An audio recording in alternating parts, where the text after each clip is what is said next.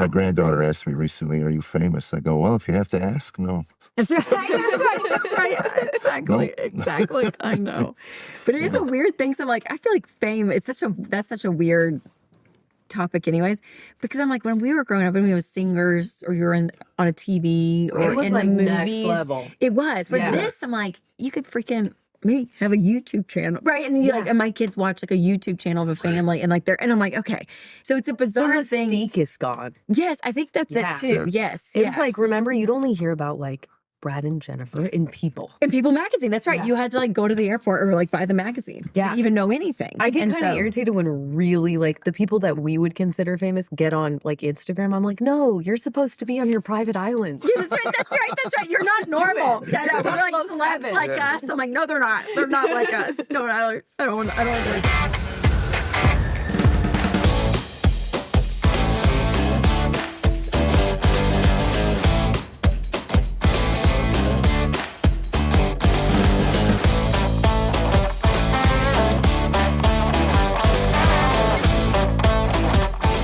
Hi guys, welcome to Who Gave Jeff Allen a Podcast. I'm still not fired. I know, we're all surprised. It's crazy. I'm still here, and I think I got 3 more weeks with this guest.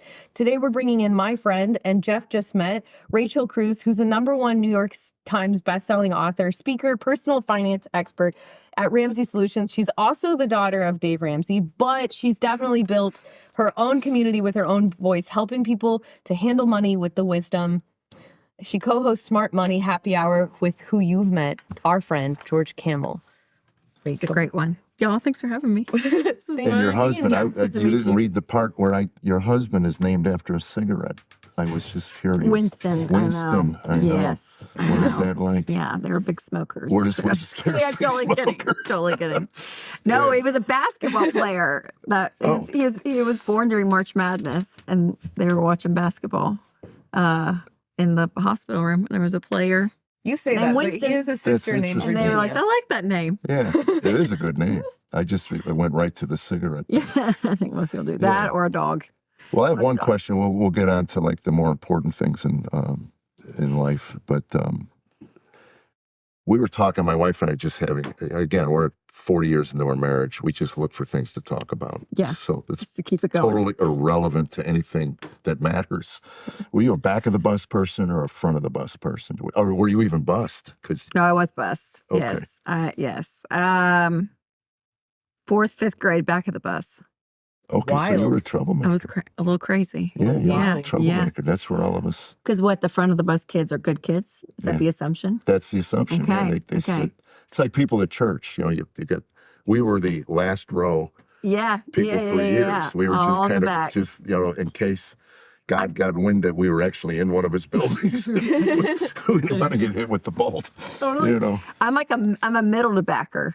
And I was in class too. Like if you got to pick your class seat, like in college, like the big lecture halls, I would be back middle. Oh, okay. Yeah. And you were a middle say child. About me, yes. And you have 3 children. So, I do. So let me ask you, because all parents, you have one, so that's your favorite. Yeah. But you have more than one. You whether you want to admit it or not, but. The easy with us, ones. It fluctuated with our boys depending on it's all conditional. the week. Yes, it is. 100%. Yeah, to say there's no such thing as unconditional. No. It's naive. If they're doing great, you're like, I love them so much. But do you have more sympathy towards the middle child as? That's funny. I don't. We probably butt heads the most. Really? My middle, and I have the exact same birth order as how I grew up. So the middle girl is me. Really? But she's strong. I love her, but she is strong. So we where the boy, the youngest, just, oh my gosh. I know. It's so stereotypical, but it's true. It's so special. There's like something about it's interesting. Boy. I married an oldest. I'm a youngest. Okay. My son, who's the oldest, married a baby of the family. And my baby married an oldest. Yes, which I think they say that's right. I married another middle. Winston's a middle. Really? And that's rare. I feel like from 2 middles to get married. What about... Are you? I had one brother, passed away, 20 years older than me. Okay. And I have you all of the single child problems. Yes. I mean, it's all about me all the time. You have problems? And you have one son. Yeah, and I have one son, Yes. one and done. Yes. Yeah, God knew that I could handle like this one, is it. and Yes. that was it. Yeah, Good to go. Yeah. But do you think that you ended up in the performance space at Ramsey because you were the middle child? Is that true? The stereotype. Look at me. Is that it? I think it is. Where we're like, we need attention. Yeah. Hi, I'm here. Yeah, I don't know. I mean, I always had a bigger personality, maybe because of like the birth order thing. I don't know. Yeah. But yeah, my sister was like, no thanks to anything performance stage. My brother, no interest at all. Where I'm like, I don't know. It's Both interesting. my I think it's boys want fun. nothing to do with what I do.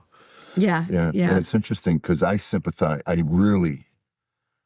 I was abused by my older brother. I mean, seriously abused. So when my oldest son laid hands on my youngest son without his permission, I snapped. Jumped. I remember grabbing him. He was like 16, and in the hall, I saw him just whack his brother. Yeah. Which, is probably normal.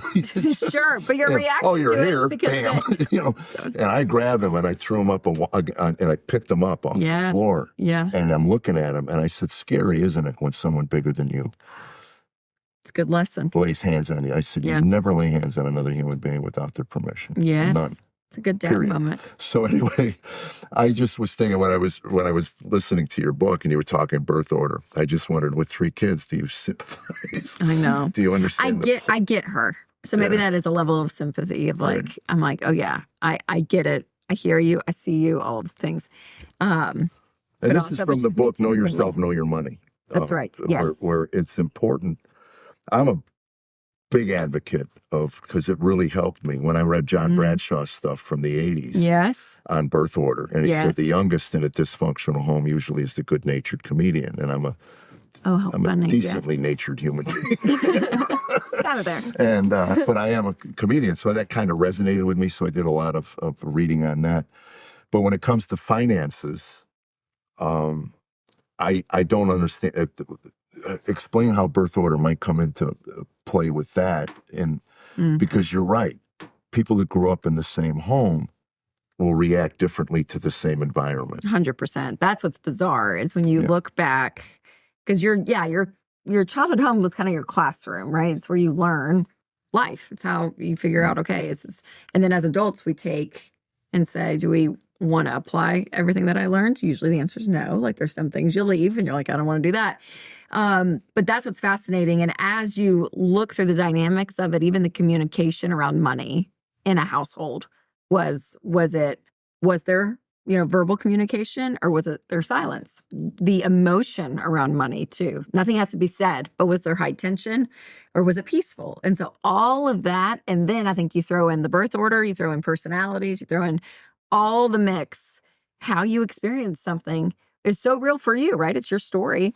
But to your point, your siblings could have a completely different experience, even though they're in the exact same home, because the lens at which they're looking or hearing or experiencing the moment, right? And so, so it is fascinating how much it does shape how you look and perceive money as an adult. And so being able to be aware of it and I think pinpoint it and to know, oh my gosh, that's coming up because that is how I was raised. Like that's what I was told over and over again, or that's how it felt. So that fear comes up, so I'm going to protect or whatever it may be. But a lot of it is rooted there, and it can change. I think you can definitely identify something like anything in our lives and know like, okay, that's an unhealthy pattern. I can make a different decision. But you got to know where you came from, because I think there's a lot in there. Yeah, I know that generationally, the baby boomers came out of parents that were raised during the Depression. Grandparents certainly. And my grandfather was extremely frugal and died with a pile, Yes. And, but, I can remember going into his garage and seeing just you tell the story in your book about the popcorn bag. Oh, yeah. And your mother just kept reusing the same popcorn bag. 100%. And the guy behind the counter looks at it and sees all the oil. I think this has been used before. So to find out the Ramsey children were ripping off Regal Fifth. I know. We've stolen a lot of popcorn in our days. But then again, that comes off of a bankruptcy that your parents That's had. right. And resourcefulness of a mom that grew up on a farm. That you don't waste anything from, to your point, parents that went through the Great Depression. I mean, it's all trickles down, and you can see it all the way to when you're a mom and get the free refill bag and choose to use it for a year. Yeah, instead of the one time that you're supposed to. Yeah, we were talking off air, but it's and I don't know if Carollynn has a teenager, so she has a chance to correct. And certainly when it comes to finances, we didn't teach our children anything. We didn't know anything. We learned nothing. And I filed bankruptcy in the late 90s for the amount of money I now make in one show. Oh, isn't that wild? I came home and Tammy was on the phone sobbing. I thought her family died in a crash or something. I mean, that was the kind of tears. Yeah. And it was a bill collector just berating her on the phone. And this is my reaction. Hey, where you at, man? I drove down to his office and called him out. No, you didn't. No, I did. And it was over medical bills. And I remember the guy going, hey, I'll meet you in the parking lot. And I go, yeah, let's roll around in the parking lot and make a few more medical bills I can't pay. You really are a jerk. Well, I didn't use the word jerk, but his whole office, it was so funny watching everybody in their cubicles. I go, oh, who's this guy? And then they heard what I was here to say. They all went, oh my God. Nobody came to his rescue. Sure. But it is a fact of life that when you take on debt, you're inviting an entire group of people into your life that you may not enjoy. That's a great way of putting it. I don't think I've phrased it like that before, but yes. Yeah. Yeah, you lose the autonomy over your life. They have permission to call you. They have permission to berate you. Yeah. You know. And we experienced it. And I will say this, for me, the bankruptcy was the best thing that ever happened to me. Because for 7 years, I couldn't get credit. Yeah. So I had to live within my almost means. pushed the habit out. Yeah. Because it wasn't even a choice. And then now I got such a healthy fear of debt. I have debt, but I can pay it monthly. Yes. You know? Yes. So one of the stories you shared as an early childhood memory was the spaghetti dinner over at the friend's house. I love that because I'm a food. If it ain't what I'm used to it, like I'm good. I don't want to. So share that story. You went to a friend's house. Katie, was your Yeah, it was just the idea that it was one of my first experiences of what's not what I always thought was normal, like the way my mom made spaghetti, right, which is a pretty simple recipe. I feel like you can't really mess it up. But then you go and it's different. Well, I broke the strings in half. Okay, yes. That's what I did. Yes. Tammy doesn't. Yeah, all the Italians say no. They say not to do it. All the people, they say not to do that. But it was just as a little kid, an experience at someone else's home and realizing what I thought was normal and the way everyone did everything, something even as simple as like, a simple dinner like spaghetti.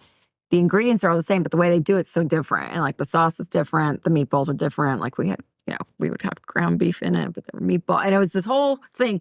And again, it's like these moments in life where you realize, oh, how I grew up, I thought everyone did. And I think I even experienced that still as an adult, where you think, something will happen and you're like, oh yeah.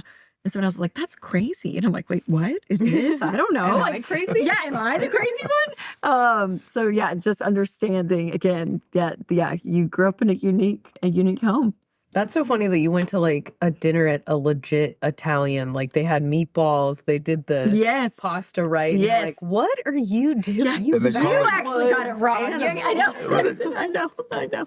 That's so funny. You mean your sauce doesn't come out of a ragu? That's right. I know. Right. So growing up being Dave's daughter, did you ever feel like you had to share yourself with your dad, especially in Middle Tennessee? And do you feel like your kids now feel like they have to share themselves with? Oh yeah. People, not really. People would come up to dad, and, say kind things. And what I've realized is when that starts to happen to me and my kids experience it, the way I always tell my kids, I'm like, I want you to listen because I'm going to be kind. If someone comes up, I think it's great because the beautiful thing about our work is if they say something, it's usually about them in a good way where they're like, hey, we just paid off like 4 credit cards and oh my gosh, or we were on vacation and one of the ladies checking us in after she checked us in, she just said, I just have to tell you, my husband and I just started using the EveryDollar app. And we're so excited. I'm like, that's great. That's awesome. So majority of the time, if they say something to me, it's usually about them.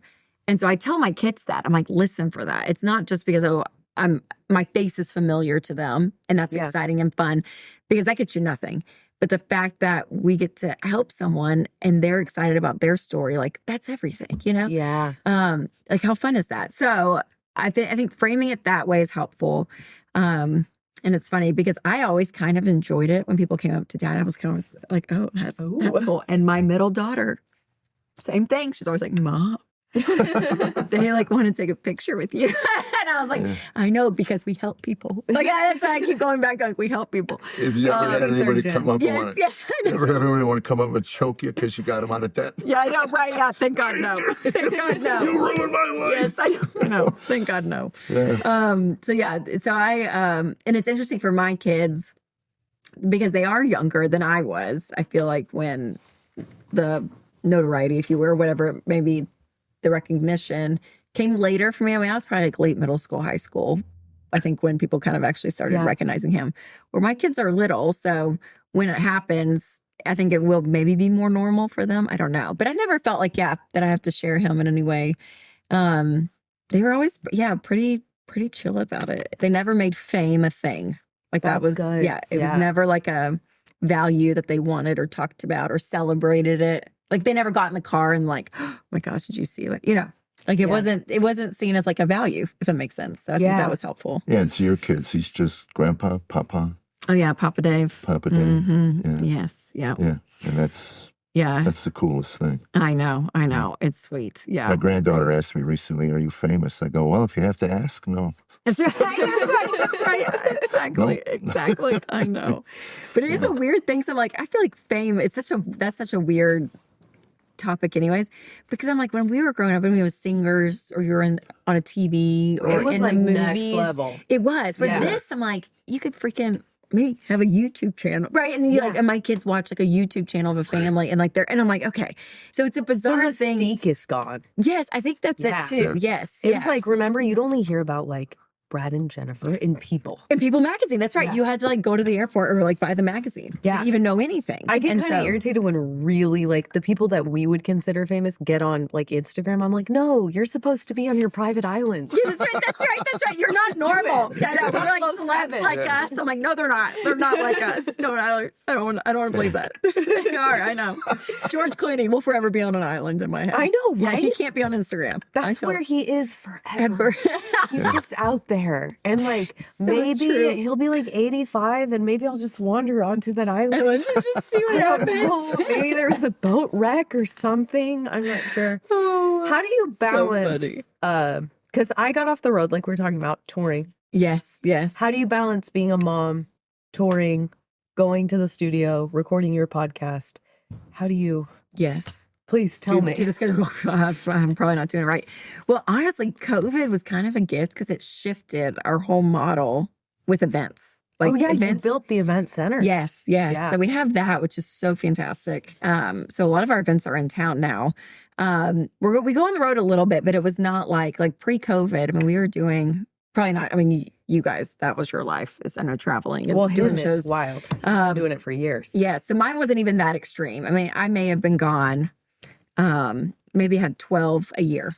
You know what I mean? So, yeah. So it was pretty good. Nice. Yeah. It was probably like 5 or 6 in the spring, 5 or 6 in the fall. And that'd be it. So it felt doable. My kids are in school, which is great. So now they're all in school. So I have a kindergartner, 2nd grade, 5th grade. And so that's helpful because I mean, even this morning I'm able to when you get to put them on the bus. Oh my gosh! And you go bye. And then and then now what do I do? You go in the house and you go. What do we do now? I'm gonna go to Carol's podcast. But I get so I really try to prioritize taking them to school. If I can pick them up, ideal. And then do stuff during the day, which is great with work. So yeah, I mean, I think it's a lot of schedules. I mean, and 3 kids I'm learning too. 3 different, sports, 3 different teachers and classes. There's a lot of logistics, but it's doable. One of them's going to get a GED, but that's okay. That's fine. We may not get one fully graduated, but it's going to be good. That one's going to be it starts their own business. That's right. Which is great. Yeah. Yeah, that was back in the day. You had 8 kids because 2 of them were going to, so not make it. You needed to play the odds. I know, that's right. That's right, yeah. You needed extra workers for the farm, if we're honest. You need 3 or 4 to help bail out the other 2. We need extra hands. When the time comes. Totally. Yeah, but it is hard. I think different seasons too, if there's moms listening. listening, that's what someone told me early on. They're like, it's going to look different every season, which is kind of like a, I don't know, stereotypical word. I feel like that's used a lot. I love that in the Christian. But yeah, it's just not your season. Just the season. It's just the season you're in. But I'm like, when I have my babies, like George Camel, they just had their second. Oh, so I went over last night and hung out with his wife and him a little bit with the new baby. And I'm like, y'all, like, it's just, you're just physically on all the time. Like, is the toddler going to be putting something in their mouth? You know, the infant needs something. Like, you're just physically there. And so knowing that, like, yeah, this is going to be an exhausting season. And then it kind of moves to more emotional parenting, right? I'm not changing their clothes anymore. They can do all of that. And so that gives a different level of capacity that I'm able to do a little bit more at work, where I pulled back a lot after my third was born from the road, but then COVID hit and that changed everything. Perfect timing. It actually worked out well. Worked out well. Yep. So I do think give yourself space. And I think as women too, I don't feel like we can slow down. Like we have to just keep going. And I'm like, there can be an off ramp. Like it's okay. Yeah. And you can get back on. Leanne Morgan, I always think about her. I'm like, look at her. She's like rocking it. Yeah. In her like what, late 50s? I don't even know how old she is. Yeah. And she's just so I'm like, I don't know. It's just doable. Life, hopefully, God willing, is long. Yeah. And so don't feel like you have to do everything in that moment. Just space it out if you can. If you're able to. Not it's easy to do that though. Like, no, I have to be all the things right now. Today. Yes. And the best mom. Yes. Yeah. It's hard. I know. So I let go of that. And I'm not a perfectionist. I love cutting corners. That's how you know I'm weak, because I only have one. And I'm like, how do you do it? I just can't. And he's 16. He drove me here. How do you do it? He ironed my clothes. And I'm like, this is exhausting me, Mom. That's unbelievable. Parenting. Yeah. Okay. So funny about you being on the road. We actually met pre-Cruze. We met one time. Yes. I was like your biggest fan, like fangirling, like so much. You've helped my relationship with my son's father, my ex-husband. I called him yesterday. I was like, you're never going to believe who's on my podcast tomorrow. Because I read Love Your Life, Not Theirs. Oh, yes. At 25. And I was like trying to keep up with the Joneses all the time. I was struggling. I had like the perfect house and the Pier 1 furniture. I might have been why they closed down. I don't know. I had all the things, and like it was like, okay, Halloween was like preseason, and I was like, we're rolling into the Mom Super Bowl Christmas. Like, and I was just I have to be the best of the best. And it was my whole life. And then I read your book and it let me just breathe, just be like, you know what? I can just be me. And if my neighbors don't like it, I mean, first of all, Cheryl. Chill, Cheryl. Yeah, come on, chill, Cheryl. Your Christmas tree doesn't even match. So I had missed your book signing I was like 25, I think. And I missed your book signing in Sacramento. And I was so bummed. And then my husband at the time surprised me with VIP tickets to meet you and your dad at like this church in Roseville. Yes. And I nerded. Like, I took a picture with you. I tried to dig it up for this. I was going to say, I want to see it. But I was like, well, that's how valuable the picture was. I couldn't find it. She's got my cell phone now. She's got my cell phone now. The mystique is gone. Yeah. I'm not on an island. You're so good. You're still on an island. Franklin's an island. It's a weird place. It's there. Well, you're in Franklin? Yeah, I'm gonna be snooty for a second. Not snooty, not to we're now in Brentwood. We moved up 2 exits. I know. Wow. Well, Brentwood, we know as we are Fairview, the redheaded stepchild of Williamson County. Well, we have realized that if Brentwood could, they'd put a wall around their city and not let the rest of us in. Stop that! No, I didn't realize you were from Brentwood. No, that's what I said. I was like, do I make this a joke? I would change the way I talk. Franklin's bougier now, I think. I feel like Brentwood's like old school. Pretty. I feel like Brentwood's like old school. Franklin's old money. No, Brentwood's old money. Yes, Franklin's like money. Bougie, big farms. Wild. It's crazy. It might get too much plastic surgery. We don't know. It is crazy. It is. It is. I know. Yeah. That's great though. Oh my gosh. That's so silly. So we were. You're extending your house. We want to ask those questions, right? Yes, I bailed on it. It turned out to be a good decision. We were trying to age in place. Yes. I know you're not even close to even thinking about that. But never know. But I told you, I think it was off air I mentioned, I had my wife almost fell down the stairs a couple of times doing laundry. Yeah. I drive her hard, but you know what?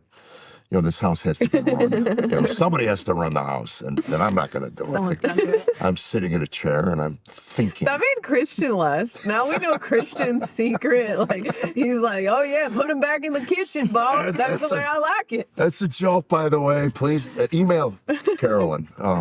Don't email me. But we decided we have the land. We have a couple acres, and we had an old ranch that it was very funny. We rented for 7 years. Okay.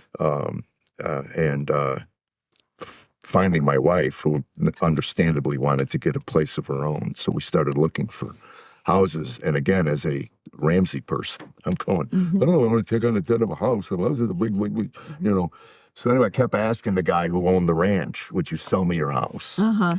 And he said, no, we're going to keep it in the family. And I built it for my mom. And, Okay. but anyway, one day he just showed up at my porch and said, you still want to buy my house? And I said, absolutely. And he said, that'll be one less thing for my kids to fight over after I'm dead. Oh my gosh. And I said, if you want to really stick it to those end grades, sell it to me for $1. Yeah, just give it to me. And he said, I'm not that angry. I go, you could be. Think about it. So anyway, my first mortgage was literally one sheet of paper. He carried the note. Okay, yes. And he wrote on there. He's the guy that gave us the lease when we moved there. Okay. And he wrote an addendum when he found out I was in the entertainment business.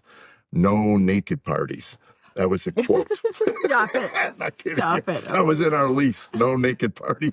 So I get out of the shower and tell Tammy, are we partying? Yeah, right. If this is.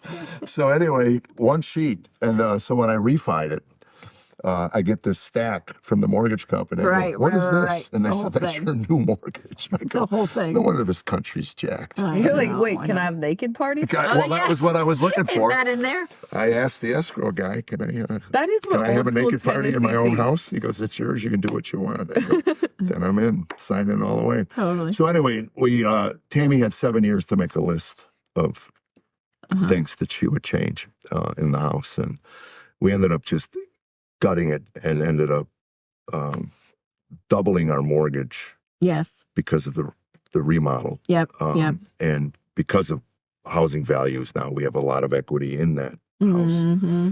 So my kids ticked me off, and my knee jerk was to just take the equity out of the house because that's their inheritance and build this beautiful master bedroom with my golf launch studio and all this stuff, which I gratefully took a step back a week ago. It was a $450,000 remodel. Mm-hmm. We were going to put $150,000 in cash and $300. And then I saw the interest rates. I know. And I told Tam, I was shaking at the thought of tripling. We got married. Our first rent was $1,000 39 years ago. Yeah. Our mortgage is For like a house too, not like well, that was tiny an little apartment in Boston. Oh, it was. There was an apartment a bit in Boston. Yes. And in the 80s. Our mortgage now is $1,400. Our rent has gone up $400 in 40 years. That's hard to get rid of. Yes. Wait, you're renting still? No, we're owned. Oh, That's okay. our You said mortgage. our It's rent went up. Well, I call it rent. Yes. Okay. Okay. Yes. Yeah, I didn't have a mortgage 40 years ago. Matter of fact, I didn't have a mortgage. We did an assumable in Arizona. I'm taking over this thing. This is but we did an assumable in Arizona back in the 90s when the first housing collapse happened. Tammy flew out on Thursday, signed papers on Saturday. We just assumed somebody else's mortgage at 10 and a half. Yeah. So the mortgage for $100,000 house was $1,200 a month. And when we refied at 2.8, whatever we refied at, I think we owe $250 on it, and it's $1,400. So they were talking about getting rid of that and throwing everything under one loan for $600 or something. And that's when I just lost it. I said, there's no way I'm doing this. Do you advise against any debt at all? Or if you look at, if your money in the market is making between 8 and 12%, taking out a loan on something that will increase in value, like a home, at 4.5%, 5%, because that's when I told my wife, I said, the sweet spot for mortgage interest seemed to me to be 4.5 to 5.5. That's where everybody's making money. Yeah. So what are your thoughts so that I can have it on tape? So I can play this.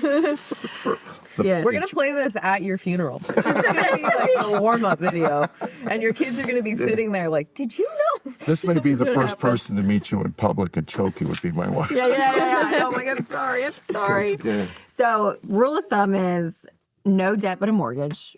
So mortgage is a reasonable debt. Yes. Okay. For first-time home buyers, ideally 5% down.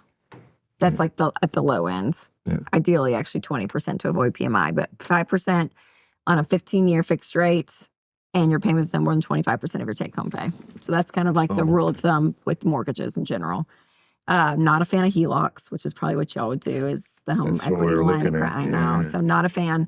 What's the negative? It would be as cash. So, and even as you're talking about like the interest rates and all of it, because you can play the math game all day.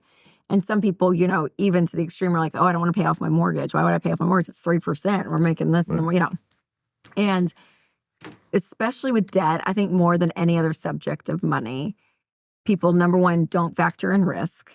And because when you take on debt, you're taking on risk. And number two, the emotional side of it. Just like what we were kind of saying earlier in the podcast. Like there is just something emotional when you owe someone money.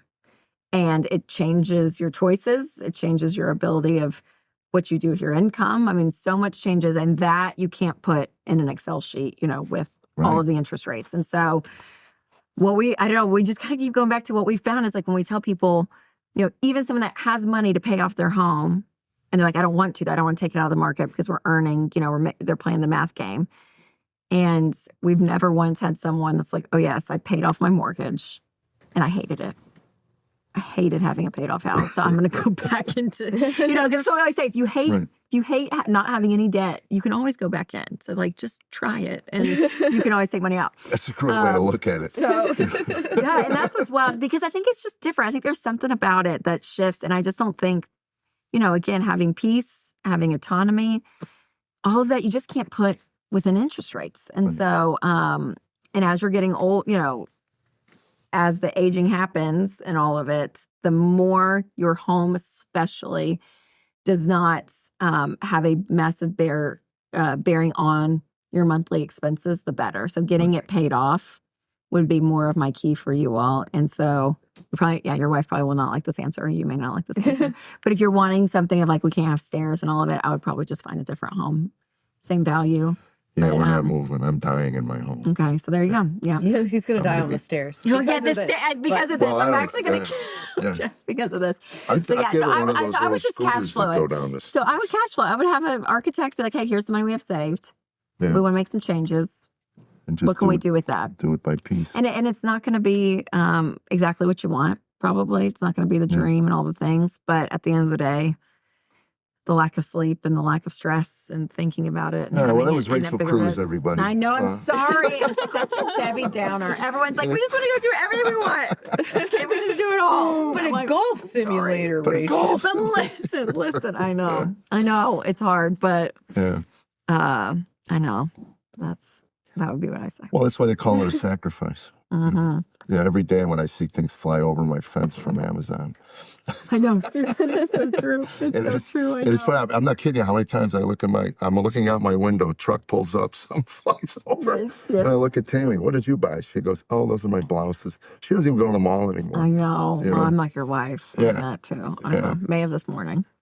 Bought a couple of things off Amazon. So when you came in, you were like, I'm so productive in the car. You were just... I was actually working in the car. But when the kids were getting ready for school, I was like, I need that. So do you feel like, well, maybe, I don't know if this is true. If you would have told me 10 years ago, Carollynn, you're going to be single income, you and your son, you're going to be making this much money, I'd be like, I'm rich now?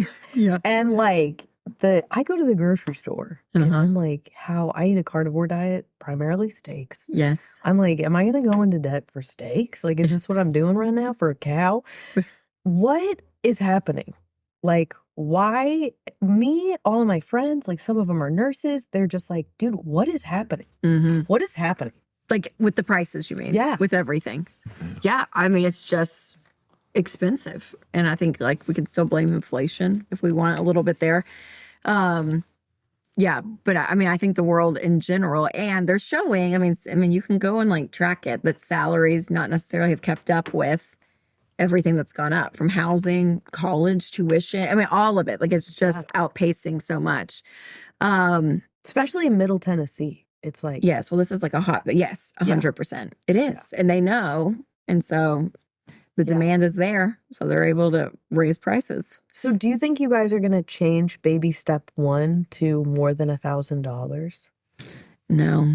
It's forever. We've talked, I think it is, because I think it's less about the dollar amount and it's more about the principle of moving forward. Because a lot of people that come to us, I mean, 40% of Americans can't cover a $1,000 emergency in cash. No, a $400 emergency in cash. Isn't that crazy? Yeah. Like they don't have money. They don't have any savings. So if you tell someone, hey, you're starting with no savings, you're living paycheck to paycheck, and you got to save $5,000 before you. Seems impossible. Yeah, it would take a long time. And that not getting traction, that feeling of this, there is a level of this whole thing with personal finance that your behavior is so important. So the $1,000 is doable. Like you can get that within 30 days. Like whether it's side hustles, you're selling stuff, cutting out to eat, like whatever it is, you can get it. And that motivation of knowing that you have a quick win under your belt to move on to that smallest debt, which is baby step 2, to pay that off, which is another quick win. It keeps the motivation intact, keeps it going, which is so big. And so there are some financial people out there that are like, no, you need 3 months of expenses saved before you start paying off debt. But the thing is too, as you're paying debt, you're paying interest. Like you're still paying more if your paycheck is going out in that way. Like it is costing you to be staying in debt and paying those payments. And so getting that quick win of $1,000. But if something does come up that's more than $1,000, we do say pause paying off debt. Use that same momentum that you had to go and fix whatever needs to be fixed in the car if it's more than $1,000, or a medical bill or whatever the thing is. Like Botox, take care of it. The fillers. You can go and do that. But it's that quick win mentality, and not everyone follows it. I mean, some people are like, I don't feel comfortable, I'm going to keep 2,000 or whatever. Yeah, people do their own thing. But I think the idea is like you need a quick win, especially if you haven't had a win with money in a really long time. Yeah, that makes sense. And that's how people feel. That's how people feel. Yeah, we did the envelopes for a season. I remember. I did a joke in my show. I found out 30 years into my marriage that Tammy loved lobster. I go, what do you got another husband somewhere? Yes. Like in 30 years, I've never heard this lobster. She goes, well, they're so expensive, And I said, well, Dave Ramsey it. I'll put $2 in an envelope every week for a year. Guys, and I said, we'll walk in the steakhouse and we'll just go get this woman a lobster. Yeah, right there. 104 singles. Yeah, just that's right. That's right. A lobster. Oh my God. And that's funny because the knowledge in the audience, when I say that, well, Dave Ramsey it, we'll put the money in an envelope. The reaction to it is just, I bet. You have made an impact on society. They know exactly what you're talking about. Absolutely. Oh, that's so great. This is my 3rd bout going through the baby steps. Yes, so it is like such a mental game, like to that is hard. Redo the behaviors. Because what happens is I get to like baby step 3, and then I'm feeling real good about myself, and then I get a little bit too emotional, and then I'm like, you know what would fix all my problems? A new car. That would fix everything. Oh my God, I would be a size 2 if I had a new Subaru. 100%. And so it's like the behavior. How do you recommend people change, like from their childhood? Recommend change those behaviors, those bad habits? Yes. I think if you can get to the root of why is the spending, we'll use debt as the example, or spending, whatever it is. What's my motivation in it? And I think for some people, it is this far off fantasy that if I just had this, I would be happy. And we all know, like we all can say it out loud that we know that it's not true, but yet we feel that somewhere in us, that belief system. And so having to change that belief, even the comparisons, that's why I wrote the book about Love Your Life, Not Theirs. So the question I always ask is, if nobody sees this purchase, do I still want it? Like, is my motivation for spending for other people, or is it for me? Am I spending because I'm bored? Am I spending because I'm anxious? Like what is it that is underneath that? And when you can start to pinpoint that, and okay, well then why? Like, why do I go to spending when I'm bored? I'm like, oh, because I need my mind to be busy with something. I don't want to just sit in silence because that's scary. Oh, okay. Why? So why scary. don't I want to sit in silence? Right. So you kind of start to get to the, and you actually understand like, you know, who you are as a person, and it's just coming out as money. It also can come out with, you know, eating or exercising or language or like whatever it is, right? Like, we all come out in these different like avenues. And so when you can know who you are, know yourself, know your mind. That's the other book. That root system is so big. But I think keep continuing to ask the question, why? Why is that? Why do I feel that? What messages do I hear? What was my belief system that if I had this, I would be happier, or people would accept me if I bought this, or I want the compliment, so I'm going to do, you know, whatever it is. Getting to that is really big because money is emotional and we're doing it for reasons. Now, some people also, I'll say on the other end of the spectrum, you know, they're at a point in their lives that maybe they just have a hard story, single mom, right? And they're like, oh my gosh, I'm trying to make ends meet. I am renting the cheapest thing I can find. The groceries are out of control. Like, so there is a point that there is just this hard place of people will fall into credit card debt to keep things stable, right? And so having to work a plan long term, that isn't going to work doing that because you'll continue to just go in the hole, and that's going to cause the stress and the anxiety, and that's a never ending cycle. So making some really hard shifts of even people are literally moving cities because it's just too expensive. And it's interesting too, on the Ramsey show, we'll get calls like that a lot. And I understand, I'm saying these are big life decisions. So I don't mean to say it in just like a sweeping way that it's like, oh, it's no big deal. But we'll get like a call, you know, and they're like, oh my gosh, like we live in Manhattan, but it's like, we can't afford this, or like, are they are this and this, and like, but we have to have this and that. And it's like, you're living in literally one of the most expensive areas of the country. Like, you may not be able to afford to live there. You know what I mean? And like, that's an extreme example, but we hear that a lot. And it's like, you may not be able to afford to live there. It's like, what do you do? What choice are you going to make? Are you going to continue this life and doing it this way? Because it's just going to continue to cause more and more stress. So it's hard. And money doesn't have emotion either. Like, we're the people giving it the emotion, right? It is what it is. And so the fact of the matter is, like, you got to look at the math, and it hurts. It's not always fun. We don't get what we want always with that. But I think we have to be the thing we have to trust. Yeah, you should do it. No, but like the Bay Area, we'll hear that a lot. California, you know. LA, Southern California, you know, and they're like, we're making 80 grand. I'm like, you can't make 80 grand in Southern California. I mean, you know, I mean, like, well, that was us. So, like, we were in Jersey in the 80s. It's hard. Again, my wife wants a house. We were renting. We've always rented houses because I wanted my children in a stable neighborhood. So anyway, I brought her an ad from a paper. This is 1988 or 89. Affordable starter homes starting at $395,000. And that wasn't it. And I looked at Tammy and I said, I may be able to get you a room above a garage in one of these houses. Maybe. Baby, I can't afford New Jersey. Yeah. So that's when Arizona, the collapse, and then she flew out, and we were able to get her a house. And it's interesting because I never felt as a man I earned that house. Interesting. Tammy said to me, she said, it was interesting. She said, you act like this house isn't yours. And I go, I don't feel like it is. Yeah.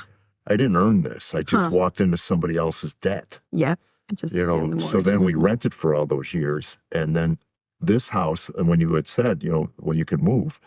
And every time we thought about moving, she would look at a place that she liked and go, oh, all I got to do is change this, this, this, and this. So now we're doing another $200,000 remodel to get it. That's hers. Yeah. This house is hers. Yes. And as a man and as a provider, I feel differently in this place. I can sit in my living room and look around, and everything is paid for. And it's mine. Yes. I understand. I never understood it. You know, coming from where I came from, if it wasn't for my wife, I would have lived on floors and basements and stuff, probably long past it was healthy. Yeah. So my son is in a position now where he's in one of those neighborhoods in Columbia that is owned by BlackRock. And they're paying $2,500 a month rent. Never owned. They'll never own. Yeah. They can't get ahead enough to put the down payment to save the money. Right. together. I, as a father, my son in Montana, Missoula, because of all the influx of people from the West Coast that are jacking up prices to the point where he couldn't get in. He was pre-approved for $500,000 house. They couldn't find one to move into. So I understand maybe somebody listening and going, because I was there to save $1,000. I filed bankruptcy on less than 12 grand. Yep. That was so insurmountable to me at that moment in my life and the way we were being treated. But I learned a very valuable life lesson in that by inviting those people into your life, that you have given them permission to say whatever they want to you. And it's this thing, our economy, they're not going to teach it in high school unless, are they putting your... We have a curriculum, but not everyone does it. But yes. But yeah, I think we just graduated our 9 millionth student. In public school? Yes, public and private. And that's great. Yeah, because it's important. I mean, the tactical side of it, it's important to know. And like you said, people kind of just stumble in, or they allow the car dealer or the banker or whoever to tell them what to do. And they're like, okay, sure, I can just... Well, I got a car. Idea. I know. I got a car. We just were bored. I mean, we were flat out broke. Yes. And let's go look at cars. So the next thing you know, I'm signing papers at a Ford dealership. And the guy leaves and I look at Tammy. Are they selling me this? Don't they even know? I have no money. We took it home, and 6 months later, they pulled it out of our driveway on a tow truck. Oh, gosh. And she calls me. Your sons are in the driveway now crying because someone's taking their daddy's car. You knew this was coming. I tried to insulate my family from what I grew up with. Sure. That stress. And those fights and those arguments. And I made a vow I will never fight with my wife over money. But there comes a point where you got to sit down and... there'll be conflict with it, just like any other area. But I just... I remember those. I can see him now. My father sitting at the table with my mother and the papers out in front of them, and the math doesn't add up. Yes. Doesn't add up. So hard. Yeah. So hard. Was it at least a nice Ford? It was a Taurus. A Taurus? I remember the Taurus. It was a Ford Taurus. That long. It's the nicest car I ever owned until later, when I actually made money. Up until then, I just, I take that back. We had a Hyundai Excel that my credit was shot. Tammy was able to get it on her credit in 86, 87. And we drove it for $320,000. Yes, good. Yes. We took it on a family trip. We had 2 kids in car seats, all the luggage in this little Excel. I get pulled over in Colorado for speeding. The cop walks up. He goes, "I'm sorry. Slow down." Here's your situation. He had a lot of compassion. Goes, just slow down, will you? A lot of compassion. Oh, that's so great. I think you got enough stress in your life right now. Right. That's right. Oh, man. So you're kind of in the same space as us, where you find yourself in this is our job, but it's also attached to Christianity. Yeah. In some space. So how have you ever struggled with, because I feel like this morning I was on a different podcast and I could just be me. And I feel like sometimes I'm held to this standard that it's like, no, this is the real me. And sometimes I say bad words and sometimes I have dark humor. And it doesn't mean that I don't love Jesus Christ. Sure. Have you found yourself like, oh, I'm held to this standard? Does anyone else at Ramsey find themselves in that space? Yeah. Yeah, I mean, I would say from a biblical sense, what we teach about money is very rooted in scripture, common sense, ways of handling it. And then how you live your life, I guess on that end, I guess there probably is an expectation of what it is, but I think I've gotten so comfortable, probably thanks to therapy and with just the humanity of life. And I think the lie Christians believe is that you do have to have it all together. You do have to be a certain way. And any questions, any doubts, any thoughts, any of that is like, oh, that's sin. Don't do that. Don't do that. Yeah. But I don't know, in my head though, now I'm like, no, actually, that's me being honest with who I am. Yeah. And in that, being curious and not just like pushing it down and pushing it away and being like, no, bad, bad, bad. It actually might be the way to experience Jesus in the sense of like, oh, there's that. let me be curious about that. What's going on? And I actually, when I understand myself better, you almost understand God better. Like there's something bigger in that for me. Yeah. So I think I'm way less legalistic in my own self, and I think for others too. Yeah. And I also think a lot of humility is really important when you tap into any labels around spirituality or Christianity. So I think you can have your convictions and what you believe, but I also, I don't know. I also think like, we may not have it right. Oh, you know what I mean? Like the way I view something growing up in Nashville, Tennessee, in the South, in America, in the West, like it's a very, especially having sweet tea with spaghetti. Sweet tea and spaghetti, yeah. I almost gagged in the car when I heard you say that. Oh my gosh. Oh, sweet tea, it's a part of it all. But and for my faith, I definitely, the nice, the Nicene Creed, as we all of that. But like the big picture of stuff for me, I 100% believe. But how that is acted out in society and what that looks like, I think I'm just more curious of like, what if? Yeah, in the South, it feels almost like Christianity is cultural. Like it's kind of like, you know what? She does beat her husband, but she makes a great casserole. So praise Melinda. I'll tell you what. Melinda, what a woman. Yeah, what a woman. She's the best. Yeah, it does feel very cultural. Like it's a identity where not you, but people wear this like especially the Southern Baptists, blonde hair. They've got that Gwen Shamblin. Like, the whole thing. I know. May she rest her soul. It is. Well, I could speak. I don't want to put words in my wife's mouth, but I can tell you from our experience, we were new Christians when we moved here in the 90s. Okay. And we started going to church. And my wife actually said this, I can't compete.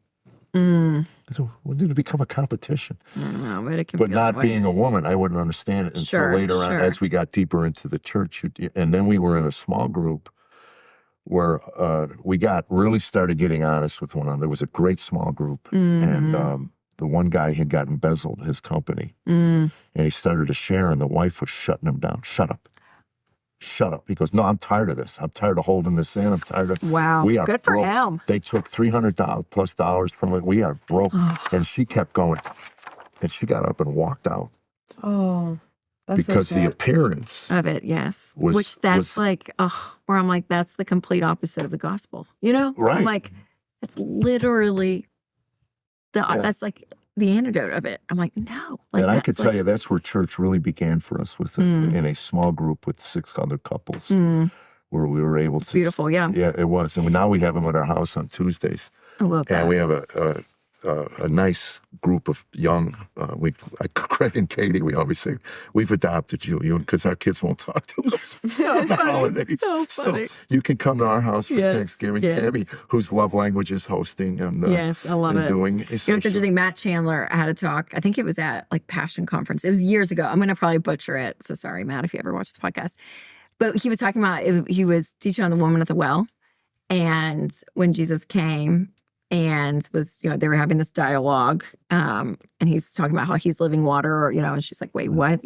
But we go worship out on this mountain, like, who are you? And then he started asking, and then he started saying, but the man you're with now is not your husband, and you've had 7 husbands. And it can be, and Matt Chandler was saying, he was like, it can feel so cruel. Like when you read it, you're kind of like, God, that's kind of mean. Like, be nice to her, Jesus, But he was like, that's the most kindest thing, because he's like, he wants to get all the way to like, all the dirt, all the stuff that you hate and that about yourself or what it is. It's like, that's the part that actually enters into grace. Yeah. And like, you think about that woman in the small group who like doesn't want anyone to know, has zero openness to it, doesn't, shatter this facade. And I'm like, that's literally what he wants. He wants that. Like, that's exactly the places in us that he delights in a sense, because he gets to do what he does. And I don't know. So the whole idea of, keeping up this appearance of what it is, like the more broken you are, it's like, I believe that's where he is. 100%. Yeah, I read C.S. Lewis. The backwards theology of Jesus, where you're like, I can't. Well, everything's paradoxal. Yeah, it is. 100%. Gain your life, lose your life. 100%. Yes. And in the West, in America especially, where we celebrate and we get applauded for the good. You know what I mean? Like you look good, you feel good, you're successful. You say the Christianese, whatever role you're playing, whether it's a career thing, a spiritual thing, that's the applause you get. And that's the opposite effect of what I think Jesus really wants from us. Yes, there's a lot of deep-rooted in Southern Christianity prosperity gospel. Oh, sure. Like the blessings. But then when you read about like the woman at the well, Saint Fotini. Yes. She was martyred. It's Yes, like, yes. And they never say that story on Sunday. Like she with the rest of her story. That's right. Yeah, Yes. They never give her a name, and they never say the rest of the story about the woman at the well. See, isn't that interesting? Yeah. Yeah. And it's like if you trace anyone that was in the New Testament, most likely they were Killed. martyred. Yes. 100%. Yes. Yeah. It's not sad. It's beautiful, but it is that Southern prosperity gospel. Like It's true. if I do this and I wear this outfit and I get this hairspray, I'm good. And I do my quiet time. I do everything I'm supposed to be doing. I got in the closet. It's good. Pray. Yeah, you wonder how many prayers he gets daily. I'm doing everything I can, but yet I'm still suffering. And I can, like most people my age, if you really are honest, that it was the suffering that moved you to a better place. 100%. You know, 100%. pain is really a great motivator for change. Yes. You know, and it's interesting. I do the analogy of the alcoholic because of you pounding your head against a brick wall over and over, and some guy walks over and goes, "You know, there's a door right here." Yeah. Right. Yes. I'm not using that. Yes. We're trying to get the And then when you way. get your head mashed up enough, you just finally go. Yeah. And Jesus offers the door. Jesus offers the easier. It's not an easy way. It's a narrow path for a reason. But once you're on that path through a situation, whether it be finances or chemical addiction, and you're on it long enough, you look back and go, "Holy cow. I can't believe I was the man I was 6 months ago or 8 months ago or 9 months ago." Yeah. You know? Yeah. And if that was a lie I told myself for 30 years, how many other lies have I been telling myself? And then it's easier for me now to put an author to the lies. You know, it just goes, there's an enemy of my soul. Yeah. So there was a point in my life where I had to sit down just about daily and analyze what my mind was going through and go, is that true? Or is this a lie I'm telling you? Is this something connected to Sure. whether it was a defense mechanism growing up to keep me alive, or, I mean, it is a arduous, long, exhausting process that never ends this side of the veil. And I remember my pastor in Franklin, when we first got here, in the middle of a sermon, said, "I'm probably like a lot of you. If I came out and the rapture was happening, I'd go, wow, it's true." Yes. And I heard gasps. And I laughed because I'm a skeptic at heart. Yes. You know? Sure. I'm clinging to my faith because I know that Yes. I'm clinging that I hope it's Yes. true. Yes. So I could see my mom again. Yeah. And I'm trying to backdoor my dad in now. Yeah. You know, going, you know, if you were abused at church as a kid, does Jesus know that? And that's why you turn his back on his followers and not being able to separate him from the followers. Yes. You know? That's hard. Yeah. Which is a big distinction. So what did Jesus say about money? A lot, actually. I know. Actually, I think there's more scriptures about money than heaven and hell combined. Somewhere I read that somewhere. Really? Yes. So it's a lot. It's a lot. And even Proverbs. I'm like, I just read through Proverbs. I'm doing this reading study I do thing. one a day. And it's but it is. There's so much in there. So much in there. A lot of caution. Trying to get rich quick. There's a lot of that in the Proverbs about how that's not how it works. I actually heard a young guy on some money show go, "I can't believe it took me till I was 35 to make my first move." Oh gosh. All my friends were, you know.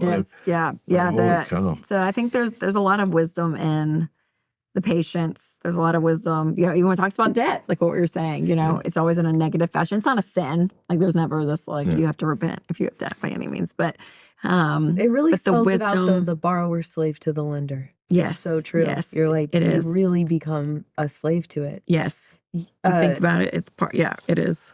Ramsey Solutions was a huge part of my testimony when I first became a Christian. I didn't really know, like, what do you do? And I heard Dave say one time, like, oh, I get up and I read the Proverbs of the day, like whatever day it is. Yeah. And so when I first started reading scripture, it was like in the beginning. And I was like, this is so stupid. Why does anybody believe this? This is so dumb. And then when I started reading Proverbs, that was the light bulb. Interesting. And it was because of Ramsey Solutions. Wow. It was like, you read Proverbs and it was like every question, all of a sudden Proverbs became the parents I never had. It was like, here's the wisdom. Here's how you live your life. Here's how you treat people around you. And it was just completely life-changing. Absolutely. Yes. Yeah. And it can go so against naturally maybe where we tend to want to go or what everyone else is doing. You know what I mean? That too. And well, does that root that you have in him keep you from serving your platform? You know, in a sense that all of a sudden you're defined by your platform. Yeah. Your likes and your, you know, all of that. For sure. Right. Yeah. And I think, you know, and not that I'm perfect at it by any means, but, you know, if I ever have like a moment of like, oh, I'm going to just like feel good about myself over here. It's one of those things, it's just like me, like, oh, I'm going to buy a new sweater and that's the only sweater I need. Like, I just need one more. I need to do it like this. You know, you have this like dopamine hit or whatever it may be. You're like, oh, and then it's just, it's done. Yeah. It's not sustainable. And I honestly, by God's grace, I'm like, the less and less, it's important. Like I, you know, obviously I want to grow a platform in order to help more people if I can, but for my own ego's sake, the finish line always moves. If that's what you're chasing, the number or the whatever it is, like it literally will never be enough. Well, that's when I catch myself because that verse, you fool, the only time God calls a man a fool, I've stored up many, because I catch myself going, oh, if I could just make another X. Yes, even with money. And that's then right. that verse comes immediately, you fool. Yeah. You know? Yes. So I think there's like a balance in it all because you reap what you sow. And so if you make not wise decisions, you know, with money specifically, it could probably, you know, you'll probably reap a lot of stress and anxiety and whatever it may be, right? And so you want to be wise. Like I do think we have a level of responsibility and free will of what we choose to do. And so being wise with it, but I think it not defining us. I think our motivation, I think if we're all honest, there's probably more greed in us than what we want. And so I think pinpointing those things, the heart level of it, of what scripture talks about a lot. I mean, there's some tactical things in scripture for sure with money, but I think it's the posture of the heart that's really big. And it's convicting. Yeah, I mean, it really is. Like it's... Can't serve both. It is. No, you can't. Yeah, exactly. And so there's a lot of caution around it, and I think for good reason. Yeah. So it's a balance of being wise with it. And we always talk about changing your family tree, so investing, you know, and all of that. But yet, I even told myself the other day, I'm like, even we've gotten to a point of like, I don't want to just build bigger barns. Like you kind of get to this point of like, okay, we're gonna be good. We've set up our kids with college. I don't know. And then what? And then beyond that, like, what's the point? Like, and that's where generosity I think is so important too. Where I'm like, just go do some stuff for people. I don't know. Like it is the joy. Yes. Well, that's where I'm at now. I'm gonna get into your book because you talked about leading people to how to be generous. I'm at a point now where I have enough. I really do.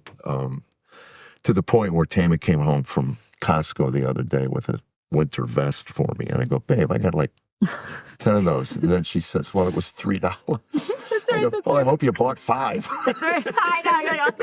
I'll take more. Yeah, our kids are going to curse us when we die because they're going to go through the closet and see all these things with tags still on them. So funny. We want to put on the tag. It was $3. Yeah, but it was $3. It was a good deal. It was a good deal. Yeah. Had tos. We call them had tos. We had to get that. I love that. I love that. Yeah, they'll build their tent out of your vests that they'll live in.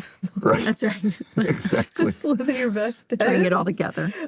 Well, we got to wrap this up. You got other things to do. You're a busy person. Oh, you guys, thanks for having me. Yeah. Well, wait, before we leave, we had questions from the audience. Oh, yes. Let's do it. So the audience had, my favorite question I got was, I'm 75 and I'm on a fixed income. Is it a good idea for me to invest in Bitcoin? No. I'm going to say no. No to that. No, I would invest in the market. Just index funds, mutual funds, go simple, but long track record is what you're looking for, especially. And maybe 75. find a Ramsey SmartVestor. Yeah, that would be great. That would help. So there's smart investors all over the country, financial planners, and have one in your corner. Like if you're working your way out of debt and all of that, like do those steps. But when you get to the point of investing, have someone that knows what they're doing. I mean, genuinely, it is so helpful because they live this stuff. They read everything, they see it all, they know it all. So yes, find a great financial planner. Okay, the other question was, I put a bunch of money in my son's CD. Should I put money in his CD or should I help him have a down payment on a house?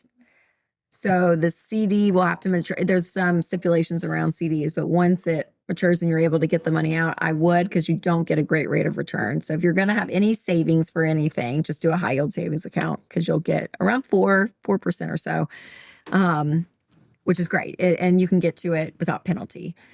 And so if you want to use that money for his down payment, I guess if that's what you want to choose to spend it on, I think that's great. If you have, I would tell the mom this, that you're okay financially. Don't cash something out first, kind of a thing. For sure.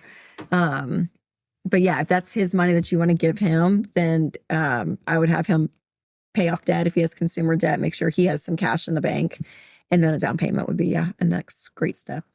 Okay, perfect. There you go. Oh my gosh. What a generous mom. Yes. We're so grateful that you were here. And I'm so happy to see you again. I haven't seen you since we were in another country. Yeah, we were on a cruise. We were out there looking for George Clooney. we were looking at the islands, trying to find George. Okay, so people can find you at Ramsey Solutions, at Rachel Cruze, at Smart Money Happy Hour. Yes. And not only does she have some phenomenal books, but she also has a great series of children's books. Yes. Yeah. And you can get all that at RamseySolutions.com.